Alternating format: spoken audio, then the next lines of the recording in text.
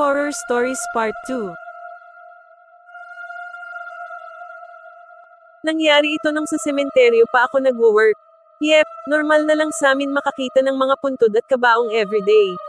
Pag may mga company event, inaabot din kami doon ng alas 11 ng gabi pero okay lang, sanay na kami. Kahit yung mga kwento ng mga gwardiya about their own encounters, tinatawanan pa namin. Pero iba pa rin pala pag ikaw mismo yung nagkaroon ng karanasan. Medyo unexpected, kasi nangyari ito hindi madaling araw, hindi gabi, pero tanghaling tapat. Naglo-lunch kami nun. Sabay-sabay kami lagi naglo-lunch sa pantry. Yung pantry, isang hallway ang pagitan sa mismong work area namin. Enclosed with glass doors din yung pantry at ganun din yung work area. Nagkukwentuhan kami, at dumating sa point na nagkatawanan kami. Nahinto lang yung tawanan namin nang may biglang sumigaw. Boses babae, at yung sigaw niya, hindi yung sigaw na parang nagulat.